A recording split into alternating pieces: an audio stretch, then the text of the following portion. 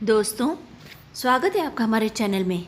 अगर अब तक आपने इस चैनल को सब्सक्राइब नहीं किया है तो जल्दी से सब्सक्राइब कर लीजिए ताकि आप बड़ी ही प्यारी और छोटी छोटी कहानियाँ सुन सकें।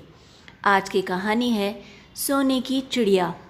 बड़े से मॉल में अपने सहेली रेखा के साथ चहलकदमी करते हुए साड़ी कॉर्नर की ओर बढ़ गई थी सुन्नी। शोकेस में काले रंग की एक साड़ी ने उसका ध्यान अपनी ओर आकर्षित किया, पर सेल्स गर्ल की ओर पलटते ही वह कुछ यूं चौंकी मानो सांप पर पांव पड़ गया हो। अरे मानवी, तुम यहाँ? उसके मुंह से अनायास ही निकला था। जी हाँ, मैं यहाँ। कहिए, किस तरह की साड़ी आपको दिखाऊं, या फिर कोई ड्रेस मटेरियल? सेल्स गर्ल ने मीठे स्वर में पूछा था। नहीं, कुछ नहीं चाहिए मुझे, मैं तो यूं ही देख रही थी। सुन्नी के मुख से इतना भी किसी प्रकार निकला था। मानवी कुछ बोलती उससे पहले ही सुन्नी बोल पड़ी। मानवी, क्या मैं तुमसे कुछ देर के लिए अकेले में बातें कर सकती हूँ? क्षमा कीजिए मैम, हमें काम के समय व्यक्तिगत कारणों से अपना स्थान छोड़ने की अनुमति नहीं है। Extremely sorry. आशा है आप इसे अन्यथा नहीं लेंगी। मानवी ने धीमे स्वर में उत्तर दिया था और अपने कार्य में व्यस्त हो गई थी। क्या हुआ? इस तरह प्रस्तुत मूर्ति बनी क्यों खड़ी हो? चलो जल्दी से भोजन करके चलते हैं, लंच टाइम समाप्त होने वाला है, फिर ऑफिस में तो वापस पहुंचना है ना। रेखा ने उसे झकझोर कर रख दिया था और मॉल की 5वीं मंजिल पर स्थित रेस्टोरेंट की ओर खींच कर ले गई थी। क्या लोगी? मैं तो अपने लिए कुछ चाइनीज़ मंगवा रही हूँ, तुम बताओ। रेखा ने मेनू पर सरसरी निगाह दौड़ाई थी। मेरे लिए एक प्याली कॉफ़ी मंगवा लो, और कुछ खाने का मन नहीं है मेरा। सुन्नी रूंधे हुए गले से बोली थी। शायद रोने ही वाली थी, ऐसा लग रहा था। बात क्या है? कैंटीन में खाने का तुम्हारा मन नहीं था, इसलिए तो हम यहाँ पर आए हैं। फिर अचानक तुम्हें क्या हो गया? रेखा अनमने स्वर में बोली थी। साड़ी कॉर्नर के काउंटर पर खड़ी सेल्स गर्ल को ध्यान से देखा तुमने? पहचाना उसे तुमने? नहीं तो, मैंने तो उस पर ध्यान ही नहीं दिया। मैं दुपट्टा खरीदने लगी हुई थी, पर तुमने तो उससे बातें भी की थी ना, और उसे ध्यान से देखा भी था। ठीक कह रही हो, मैंने उससे बातें भी की और ध्यान से देखा भी। मेरे मन मस्तिष्क पर इतनी देर से वही छाई हुई है। पता है कौन है वह? नहीं तो, वह मेरी ननद मानवी है। रेखा, क्या कह रही हो? वह यहाँ क्या कर रही है? साड़ियों के काउंटर पर साड़ियाँ बेच रही है, और क्या करेगी? पर क्यों? यही तो जानना चाहती हूँ मैं। पर पूछूं किससे? उसने तो बात तक नहीं की मुझसे। शायद ऑफिस का कोई प्रोटोकॉल था। बात नहीं की तो तुम्हें उसे गोली मारो। क्यों अपनी जान हल्कान कर रही हो? वैसे भी तुम तो उस घर को 3 वर्ष पहले ही छोड़ चुकी हो ना। जब आयुष ही नहीं रहा तो तुम्हारा संपर्क सूत्र तो यूँ भी टूट चुका है उनसे। रेखा ने उसे जानबूझ के ध्यान देकर समझाया था। संपर्क सूत्र तोड़ना क्या इतना सरल होता है रेखा? तुम नहीं समझोगी। उस समय आयुष का संबल छूट जाने पर मैं कुछ भी सोचने समझने की स्थिति में नहीं थी। माता पिता भाई भाभी ने विश्वास दिलाया था कि वे मेरे सच्चे हितैषी हैं, और मैं अपने ससुराल छोड़कर उनके साथ यहाँ मायके चली आई थी। उन्हें यह डर सता रहा था कि आयुष के बीमे और मुआवजे आदि के रूप में जो 20 लाख रुपए मिले थे, उन्हें कहीं मेरे ससुराल वाले न हथिया लें। उनका डर निर्मूल भी तो नहीं था ना सुन्नी। पता नहीं रेखा, पर मेरे और आयुष के विवाह को मात्र 3 वर्ष हुए थे। परिवार का बड़ा कमाऊ पुत्र हादसे का शिकार हुआ था। उन पर तो दुखों का पहाड़ टूटा था। मैं स्वयं भी विक्षिप्त सी अपनी 2 वर्ष की बेटी को सीने से चिपकाए वास्तविकता को स्वीकार करने का प्रयत्न कर रही थी उस वक्त। ऐसे में मेरे परिवार ने क्या किया जानती हो? क्या क्या किया उन्होंने? मेरे दहेज की एक एक वस्तु वापस मांग ली थी उन्होंने। मेरी सास ने विवाह में उन्हें दी गई छोटी मोटी भेंट भी लौटा दी थी। सिसकते हुए कहने लगी, मेरा बेटा ही चला गया तो इन व्यर्थ की वस्तुओं को रखकर मैं क्या करूँगी भला। पर जब मैं अपनी बेटी टीना को उठाकर चलने लगी तो वे तथा उनके परिवार के अन्य सदस्य बुरी तरह से फफक कर रो उठे थे। मत जाओ सुन्नी, और अगर तुम जाना ही चाहती हो तो टीना को यहीं छोड़ जाओ बेटा। आयुष की एकमात्र निशानी है वह। हम पाल लेंगे उसे। वैसे भी वह तुम्हारे भविष्य में बाधक बन सकती है। तो तुमने क्या उत्तर दिया था सुन्नी?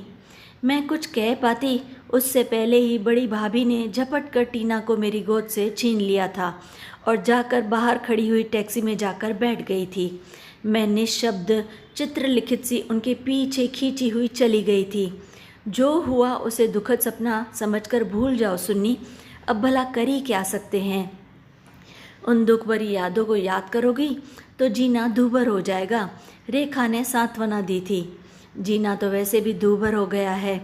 तब मैं कहाँ जानती थी कि धन के लालच में ही मेरा परिवार मुझे यहाँ पर मायके ले आया था। छोटे भाई सुहास ने कार खरीदी तो मुझसे 2 लाख उधार लिए थे। वादा किया था कि वर्ष भर में सारी रकम लौटा देंगे, पर लाख मांगने पर भी 1 पैसा आज तक नहीं लौटाया। अब तो मांगने का साहस भी नहीं होता। सुहास उस प्रसंग के आते ही आग बबूला हो उठता है। चल छोड़ यह सब पचड़े और थोड़ा सा चाउमीन खा ले, भूख लगी होगी तुझे, रेखा ने धीरज बंधाया था। मैं लाख भूलने की कोशिश करूं, पर मेरे घर के लोग भूलने कहाँ देते हैं मुझे। अब बड़े भैया को फ्लैट खरीदना है। प्रारंभिक भुगतान के लिए 10 लाख मांग रहे हैं। मैंने कहा कि सारी रकम टीना के लिए स्थायी जमा योजना में डाल दी है, तो मुझसे कहने लगे खैरात नहीं मांग रहे हैं, बैंक से ज़्यादा ब्याज ले लेना हमसे। ऐसी भूल मत करना, तुम्हें अपने लिए भी तो कुछ चाहिए या नहीं? मुझे नहीं लगता कि उनकी नीयत ठीक है, रेखा ने मुझे सलाह दी थी। मुझे तो पूरा भरोसा है कि मेरे प्रति उनका प्रेम केवल दिखावा है। टीना बेचारी तो बिल्कुल दब कर रह गई है। हर बात पर उसे डांटते डपटते रहते हैं। मैं बीच में कुछ बोलती हूँ तो कहते हैं कि तुम टीना को बिगाड़ रही हो। तुम्हारे माता पिता कुछ नहीं कहते? नहीं, वे तो अपने बेटों का ही पक्ष लेते हैं। जब से मैंने बड़े भैया को फ्लैट के लिए 10 लाख देने से मना किया है, माँ मुझसे बात तक नहीं करती हैं। सुन्नी के नेत्र अब डबडबा गए थे। क्यों अपने को दुखी करती है सुन्नी? अलग फ्लैट क्यों नहीं ले लेती? मैंने तो पहले भी तुझे समझाया था। क्या नहीं है तेरे पास? सौंदर्य, उच्च शिक्षा, मोटा बैंक बैलेंस। दूसरे विवाह के संबंध में क्यों नहीं सोचती है तू भला? मेरे जीवन में आयुष का स्थान कोई और नहीं ले सकता, और मैं टीना के लिए सौतेला पिता लाने के बारे में सोच भी नहीं सकती। इसीलिए तुमने योगेश जैसे योग्य युवक को ठुकरा दिया। रेखा ने अपना चाउमीन समाप्त करते हुए कहा था। नहीं, मैं खुद दूसरा विवाह नहीं करना चाहती। यों भी उसे मुझसे या टीना से नहीं, मेरे पैसे और नौकरी में अधिक रुचि थी। चलो ठीक है, तुम सही और सब गलत। बहस में तुमसे कोई जीत ही नहीं सकता। रेखा ने पटापेक्ष करते हुए बिल चुकाया और दोनों सहेलियां मॉल से बाहर आ गईं। कार्यालय में व्यस्तता के बीच भी मानवी का भोला भाला चेहरा सुन्नी की आंखों के सामने लगातार तैरता रहा था। 5 बजते ही सुन्नी अपना स्कूटर उठाकर मॉल के सामने आकर खड़ी हो गई। उसे अधिक प्रतीक्षा नहीं करनी पड़ी। कुछ ही देर में मानवी सामने से आती हुई नजर आई थी। अरे भाभी, आप अभी तक यहीं हैं? आप तो मुझे देखकर बिना कुछ खरीदे ही लौट गई थी। मानवी ने उसे देखकर नमस्कार की मुद्रा में हाथ जोड़ दिए थे। मैं तब से यहाँ नहीं हूँ। मैं और मेरी सहेली रेखा यहाँ लंच के लिए आए थे। मैं कार्यालय से यहाँ फिर से केवल तुमसे आई हूँ, तुमसे मिलने के लिए आई हूँ। चलो बैठो, कहीं बैठकर बातें करते हैं। सुन्नी ने अपने स्कूटर की पिछली सीट की ओर इशारा किया था। नहीं भाभी, मेरी बस छूट जाएगी। देर हो जाने पर माँ बहुत ज़्यादा चिंता करने लगती है। मानवी संकुचित स्वर में बोली थी।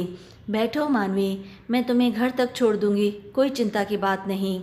सुन्नी का अधिकारपूर्ण स्वर सुनकर मानवी ना नहीं कह सकी और उसके पीछे स्कूटर पर बैठ गई। अब बताओ, तुम्हें मॉल में सेल्स गर्ल की नौकरी करने की क्या आवश्यकता पड़ गई? रेस्टोरेंट में आमने सामने बैठते ही मैंने पूछ लिया था। समय हमेशा एक सा तो नहीं रहता ना भाभी। आयुष भैया का सदमा पापा सह नहीं सके, पक्षाघात का शिकार हो गए हैं। जो कुछ भविष्य निधि मिली उनके इलाज और अमला दीदी के विवाह में पूरी तरह से खर्च हो गई। पेंशन से फ्लैट की किस्त दें या घर का खर्चा चलाएं, उस पर रोहित भैया की डॉक्टरी की पढ़ाई। रोहित भैया पढ़ाई छोड़कर नौकरी करने जा रहे थे। मैंने ही कहा था कि मैं तो प्राइवेट पढ़ाई भी कर सकती हूँ। रोहित भैया ने पढ़ाई पूरी कर ली तो पूरे परिवार का सहारा बन जाएंगे, इसलिए मैंने नौकरी कर ली। 7,000 भी बड़ी रकम लगती है, अब तो काफ़ी मदद मिल जाती है इन 7,000 से। पूरी कहानी बताते हुए रो पड़ी थी मानवी। इतना सब हो गया और तुम लोगों ने मुझे सूचित तक नहीं किया, एकदम से पराया कर दिया अपनी भाभी को। सुन्नी के नेत्र डबडबा आए थे। पराया तो आपने कर दिया भाभी। भैया क्या गए, आप भी हमें जैसे भूल ही गई, और जैसे ही आप घर छोड़कर गई तो माँ तो बिल्कुल बुझ सी गई हैं, सदा एक ही बात कहती रहती हैं। मैंने सुन्नी को अपनी बहू नहीं बेटी समझा था, पर उसने तो आयुष के बाद हमें पलट कर भी नहीं देखा।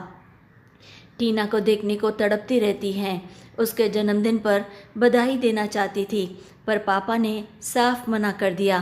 कहने लगे कि आप सोचेंगी कि पैसे के चक्कर में बच्ची को बहका रहे हैं उसके ससुराल वाले।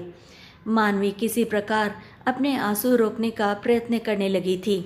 सुन्नी ने खाने के लिए जो हल्का फुल्का मंगाया था वैसे ही टेबल पर पड़ा रहा। चाय भी ठंडी हो गई, पर दोनों में से किसी ने चाय को छुआ तक नहीं। मुझे घर छोड़ दो भाभी। माँ सदा यही सोचती रहती हैं, कहीं कुछ अशुभ न घट गया हो। मानवी उठकर खड़ी हो गई थी।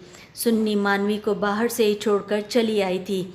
घर के अंदर जाकर किसी का भी सामना करने का साहस उसमें बिल्कुल नहीं था।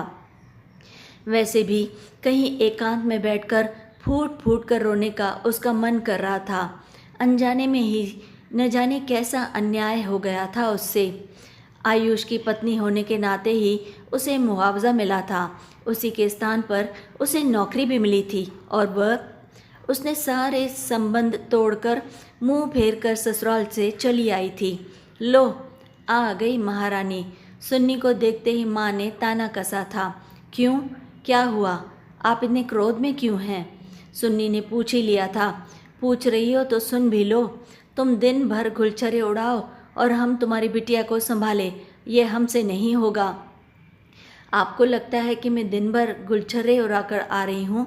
टीना आपसे नहीं संभलती, यह तो आपने कभी बताया नहीं। अगर बता देती तो स्कूल के बाद सीधा क्रैच में डाल दूंगी। सुन्नी सीधे सपाट स्वर में बोली थी उनसे, और शायद थोड़ा गुस्से में भी। तो डाल दो ना, मना किसने किया है? अब अम्मा की सेवा करने की नहीं, करवाने की उम्र है। बड़े भैया चाय पीते हुए बोले थे और बड़ी भाभी हंस दी थी। मुझे भी एक प्याली चाय दे दो, बहुत थक गई हूँ। सुन्नी ने बात का रुख ज़रा सा मोड़ना चाहा था। बना लो ना बेबी रानी, आज मैं भी बहुत थक गई हूँ, अपना थोड़ा काम खुद कर लिया करो। वैसे तुम थी कहाँ अब तक? ऑफिस तो 5 बजे बंद होता है और अब तक तो 7 बजने वाले हैं। मानवी मिल गई थी, उससे बातें करने में देर हो गई। मानवी कौन? बड़ी भाभी पूछ बैठी थी। अरे वही मन्नो, इसकी छोटी ननद। वह क्या लेने आई थी तुझसे? आंखें तरेज कर माँ बिफर उठी थी। कुछ लेने नहीं आई थी, मैंने ही उसे मॉल में देखा था। बेचारी आरोहण के साड़ी कॉर्नर में सेल्स गर्ल का काम करती है। माँ आप नहीं जानती, वहाँ तो अलग ही खिचड़ी पक रही है। हमने फ्लैट के लिए केवल 10 लाख मांगे तो हमें इसने मना कर दिया। वहाँ जाने कितने लुटा कर आई है। अब की बार बड़े भैया भी क्रोध में आ गए थे और ऊल जलूल बातें करने लगे। ठीक है, मेरा पैसा है, जैसे और जहाँ चाहूँगी खर्च करूँगी। सुन्नी ने ईंट का जवाब पत्थर से दिया था। फिर यहाँ क्यों पड़ी हो? वहीं जाकर रहो जहाँ पैसा लौटा रही हो। भैया! सुन्नी इतने ज़ोर से चीखी थी कि घर में हलचल सी मच गई थी। चीखो चिल्लाओ मत। माना कि तुम बहुत धनी हो, पर इस घर में रहना है तो हमारे हिसाब से रहना होगा, हमारे नियम कायदे में रहना होगा, समझी तुम? नहीं तो जहाँ सींग समाए वहाँ जाने को स्वतंत्र हो तुम। बड़े भैया अपना निर्णय सुनाकर भीतर अपने कमरे में चले गए। सुन्नी पत्थर की मूर्ति बनी वहीं पर बैठी रही थी। तभी अंदर से टीना के रोने की आवाज़ आई। टीना कहाँ है? सुन्नी के मुख से अनायास ही निकला था। अंदर सो रही है, थोड़ी सी चोट लग गई है, ज़्यादा कुछ नहीं, बड़ी ज़िद्दी हो गई है, ना किसी की सुनती है ना ही बात मानती है। बार बार सीढ़ियाँ चढ़ उतर रही थी और वहीं पर फिसल गई। सिर और चेहरे पर चोट आई है। माँ ने अपेक्षाकृत सौम्य स्वर में कहा था। सुन्नी लपक कर कमरे में गई और टीना को गोद में उठा लिया। टीना उसके कंधे से लगकर देर तक सिसकती रही थी। सुन्नी चुपचाप अपने आंसू अपने अंदर पीती रही थी। कुछ ही देर में माथे पर किसी स्पर्श का अनुभव हुआ था तो वह पलटी थी। माँ बड़े प्यार से उसके माथे और कनपट्टी पर मालिश कर रही थी। भैया की बात का बुरा मान गई क्या बेटी? नहीं माँ, तकदीर ने जो खेल मेरे साथ खेला है उसमें भला बुरा मानने को बचा ही क्या है। माँ हूँ तेरी बेटा, इतना भी नहीं समझूंगी क्या? इसलिए तो तुझे यहाँ ले आई थी। कुछ सोच समझ कर ही तुझे लाए होंगे ना। आँखों के सामने रहेगी तो हमें संतोष रहेगा कि सब कुछ ठीक ठाक है। सब तुझे बरगलाने का प्रयत्न करेंगे, पर तू विचलित मत होना। थक हार कर सब अपने आप चुप हो जाएंगे। पर माँ, वहाँ से इस तरह आना कुछ ठीक नहीं हुआ। आपको पता है क्या? आयुष के पिता को पक्षाघात हुआ है। परिवार मुसीबत में है। उन्हें मेरी आवश्यकता है माँ। कुत्ते की दुम को चाहे कितने दिनों तक दबा कर रहो, निकलेगी टेढ़ी की टेढ़ी। तूने तो वहाँ जाने की जैसे ठान ही ली है तो जा, पर थोड़े ही दिनों में रोती गिड़गिड़ाती हुई मत आना हमारे पास। माँ पुनः क्रोधित हो उठी थी और मुझ पर बेवजह चिल्लाने लगी। सुन्नी ने टीना की देखभाल के लिए छुट्टी ले ली थी, पर घर में अजीब सी चुप्पी छाई हुई थी, मानो सुन्नी से कोई अपराध हो गया हो। एक सप्ताह बाद सुन्नी प्रतिदिन की भांति तैयार होकर कमरे से बाहर आई थी। उसकी सहेली रेखा भी आ गई थी। आज टीना भी स्कूल जा रही है क्या? माँ ने सुन्नी से पूछा था। नहीं माँ, आज हम दोनों आयुष के घर जा रहे हैं, अपने घर। माँ, हो सके तो मुझे क्षमा कर देना, उन लोगों को इस समय मेरी आवश्यकता है। सुन्नी ने घर में सभी से गले मिलकर विदा ले ली थी और बाहर खड़ी टैक्सी में जाकर बैठ गई थी। सुन्नी की माँ जहाँ खड़ी थी वहीं सिर पकड़कर बैठ गई थी। देखो माँ, तुम्हारी सोने की चिड़िया तो फुर हो गई। क्यों दुखी होती हो? पराया धन ही तो था, पराए घर चला गया। व्यंग्यपूर्ण स्वर में बोलकर भैया ने ठहाका लगाया था, जिसकी कसली प्रतिध्वनि देर तक दीवारों से टकराकर गूंजती रही थी।